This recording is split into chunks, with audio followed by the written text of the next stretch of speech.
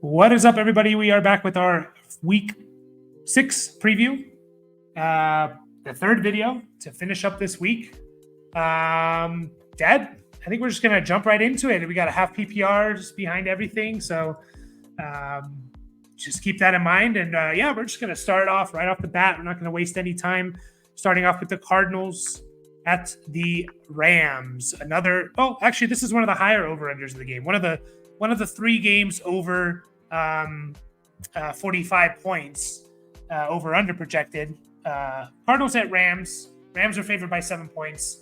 Cardinals guys, I was starting to think Josh Dobbs, he could be a streamer. Now, I still think he can, just not this week because the only 2 teams on bye are the Packers and the Steelers, and those 2 quarterbacks aren't really like big losses. So I think when we get to heavy bye weeks, Josh Dobbs might be a sneaky play, but we're not going to waste much time on him. The big one to talk about is Mari DiMercato, the waiver wire pickup of the week, replacing James Conner. Last week, Dad, I'll tell you how he looked. He put up 12.2 points and basically like a half a play. So if this game's going to be this kind of a shootout, he can catch the ball. That was his profile coming out of college, as more of a pass catcher. So I think he's like a sneaky little play here. Like, we mentioned in the last video, I would start him over like a Rachaad White because Rachaad White playing the Lions defense. I think I would start him over Jerome Ford against the 49ers defense. And then if you need a safe points, I think I'd start him over the Colts guys. But if you need, more of an upside play, go for the Colts guys because they could obviously put up big numbers.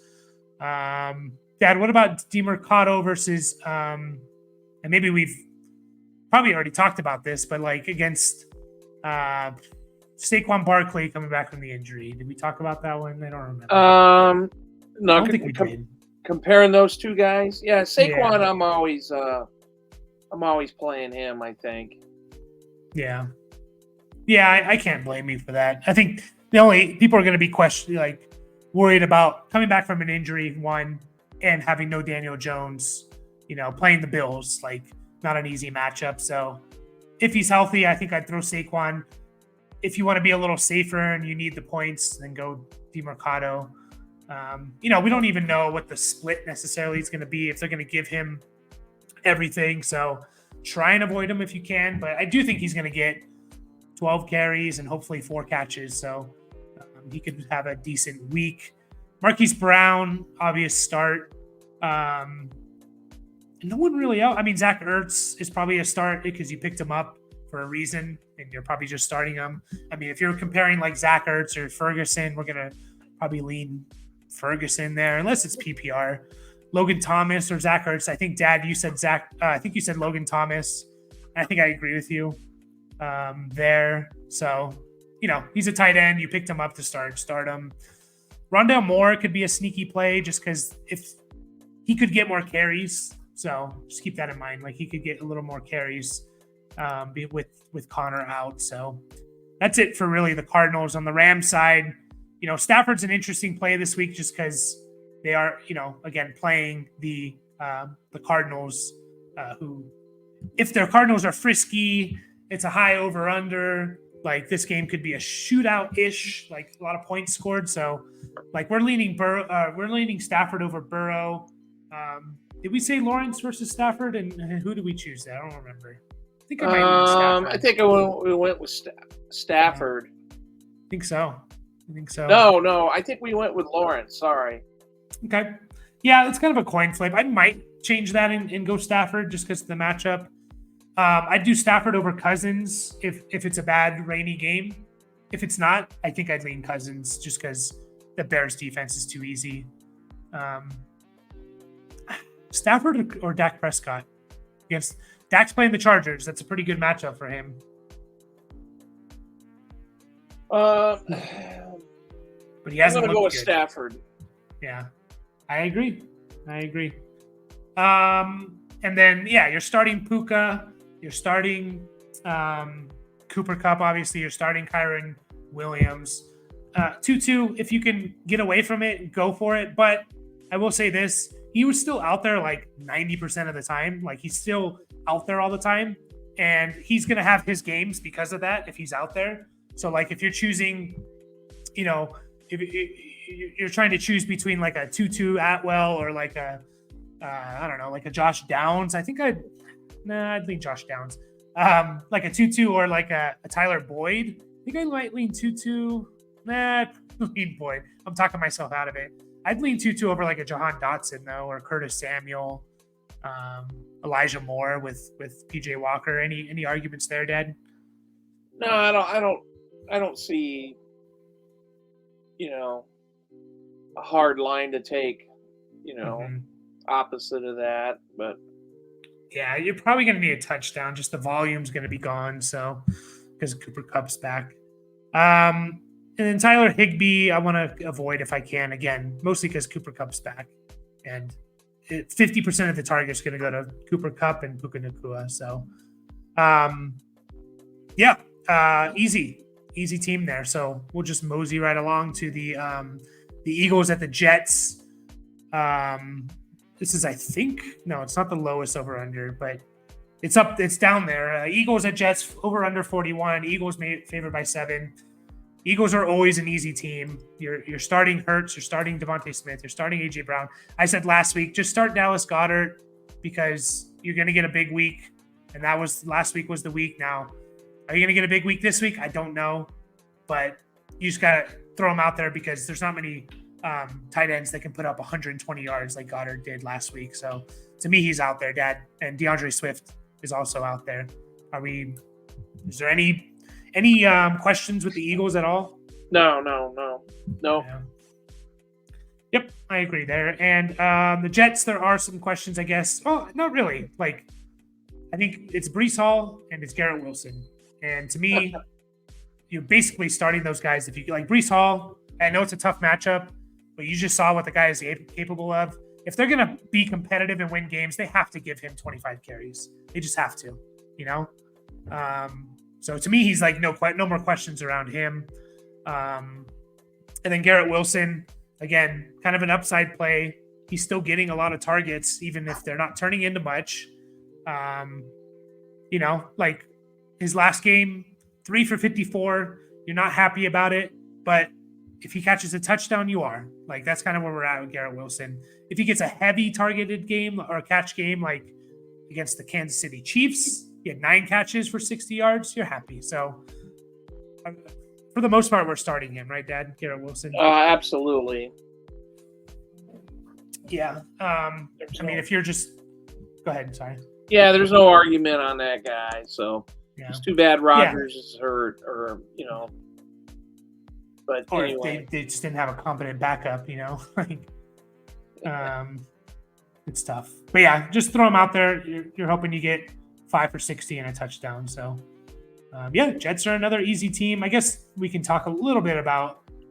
Actually, I was going to say Tyler Conklin, but we don't really have to talk about Tyler Conklin. Although the Eagles matchup is one of the better matchups for tight ends. So if you're super desperate, like you're looking for someone on the waiver wire, and you're looking at like Chigakonkwo, Gerald Everett, and Njoku, Dawson Knox, and Conklin's there, go Conklin because he's had 2 good weeks back to back. So 4 catches for 58, 4 for 67. You're happy with that if you get that from your tight end. So a lot of easy games here. Anything else you want to say on that game, Dad? Not really. Giants at Bills is our next one. Daniel Jones is out, and they were already maybe the worst team with him in there. If Saquon's playing, we're probably throwing him out there. If you desperately need points from that position, you're in a bad spot, and you can't risk getting less than 5 points, then go ahead and start guys like Chuba Hubbard, Deontay Foreman, Justice Hill, DeMarcado over him. But, hopefully your team's not in that position and you can survive it. You gotta lean Saquon. He can bust off a 60-yard run at any point. It's kind of like the Breece Hall situation where he's on a shitty team where they kind of know how they need to win, but they're good enough to if they give him 15 carries, they're going to have a good game. So, I don't know. It is tough though. Like, Dad, I think you're in the camp of just starting him, right? Absolutely. Yeah. Again, it's kind of your team build. If you really, really need the points, you can't afford to lose this week. You don't want to risk him coming off the injury. They're going to give him, a limited snap percentage. If they come out and say that, then yeah, lean these other guys, these waiver wire guys, and like the Hubbard, Foreman, DeMercado. I'm fine with it. I'm fine with doing that. So, and then yeah, I mean, you're going to start Waller for the most part. Like, that's why you drafted him as your tight end. If you picked up like a Sam Laporta or something, obviously you're starting Laporta. Dad, what about Waller versus Logan Thomas with no Daniel Jones for Waller? Yeah, and as we were talking, I think we got a Waller still. He's still questionable with a groin, so that makes me lean to Logan Thomas. Oh yeah, Sunday Night Football too. Yeah. I agree. Actually, that's good catch there, because you have no pivot really, like, unless Dawson Knox is on the waiver wire and you have someone that you can drop, and maybe you can hold out and wait on Waller, or even maybe a Kincaid. Like, no, I'd probably just try and pick up like a Logan Thomas, even a Dalton Schultz, Hunter Henry, Jonnu Smith over Waller at this point. Yeah, definitely. Yeah, you can't really risk it with trying to think who it's the Chargers Cowboys. So maybe Gerald Everett's out there. You might have some options. So, yeah, that's a tough one with him being questionable. But yeah, no receivers there. And then I think the Bills guys, like, obviously Josh Allen, James Cook, and Stephon Diggs are no-brainers. I think, to me, Gabe Davis is kind of a no-brainer at this point. Like, I don't know why he's still kind of ranked low. He's wide receiver 12 on the year. He's had one kind of bust game, and that was when, again, the first week against the Jets, where the whole Bills offense just kind of looked bad. And then he's had, of the last 4 weeks, 3 double-digit point weeks, including 2 above 15 points, one of them at 13.6. And then the one game where he didn't have double-digit points, he had 9.8.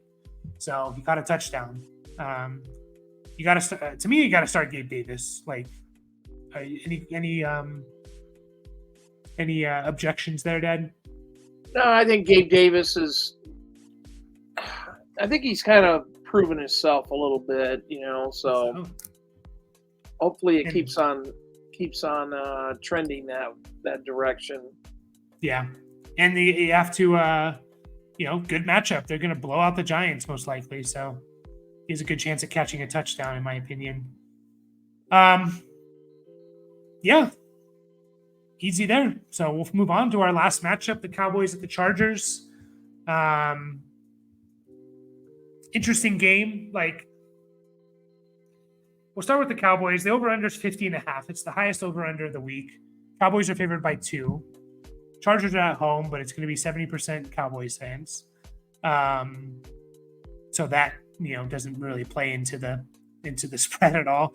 Dak has been killing you if you've been starting him. But this is probably the best matchup he's had all year long. So, like, I'm going to go with Dak over Stroud, Howell, if you're choosing between those guys. I know we probably talked about it, Dad, but one more time, Brock Purdy or Dak Prescott? Purdy. Okay. I'm hoping I'm not going against myself on what I've already picked, but I just like Purdy because of the whole 49ers team and the offense and the coach and all that. Yeah. Yeah. I agree. I agree with you there. So I'm going to try and sit. I think they just want to run the ball. Like, they want to run the ball as much as possible and leave it out of Dak's hands, kind of. So, yeah, I mean, Pollard, you're starting. CeeDee Lamb, you're starting. Ferguson's probably a start at this point compared to these other guys. So, obviously, if you have one of the top tight ends, you're starting those guys. But You probably picked up Ferguson for a reason, and you're starting him. No other receivers for the Cowboys I'm going to start. On the Chargers side, you're starting the obvious guys, Herbert, Eckler if he plays. I think he is going to play. That's a tough one, though. Like, what if are you going to just wait it out, Dad? You're going to wait out Herbert Eckler and assume he's going to play, but it's Monday night. What if he doesn't play? What do you do? You just kind of. I think he's going to play. That's when the player comes out and says, I'm going to play. I guess I should say it hasn't always been that way. I'm kind of leaning towards Austin Eckler playing here. Yeah, and look at the injury report. They've only had one practice because they have the Monday night game, so it's only Thursday, and so that's the first practice. He was a full participant, so you're fine waiting out Eckler and you're starting him. Keenan Allen, you're starting. Josh Palmer, we talked about him enough. He's a tough one. Like, we don't necessarily want to start him if we can avoid it, but if you're talking about like Josh Palmer versus like Tutu Atwell or Jahan Dotson, just go with Palmer, more upside. But if you look at Fantasy Pros half PPR rankings, all the guys ranked above them you're starting, like KJ Osborne, Drake London. If you want a little more upside, I'd probably go Palmer over Michael Thomas. If you want a safe 9 points, then go with Michael Thomas. Gabe Davis, Amari Cooper. Okay, Amari Cooper, Dad. Are you starting Josh Palmer over Amari Cooper? You're really down on him. Yeah, I have been, only just because of PJ Walker, but you think that's the line, though? Like, you're not going that far with him? No, I got to believe, yeah, that's close. I got to believe Josh Palmer, second, is wide receiver 2 on the Chargers, a pretty prolific passing offense, you think, but yeah. Is there anything to Kellen Moore revenge game wants to show Mike McCarthy this is what you missed out? I think that's all media bullshit. So yeah, I think to a certain extent it's kind of like, well, how do this you is get what I was capable of? Yeah, how do you say, come on, Keenan Allen, I want you to win it for me, or come on, Justin Herbert. Yeah. No, I get that. Yeah. Yeah, I mean, that's the way I look at it. Here's Palmer. He had 8 targets. Okay, let's go back. When Sean Payton talked shit about the Denver coach last year, the guy Hackett, the Jets. Now, I think that was, when he verbally came out and blasted that guy. There's a little something there.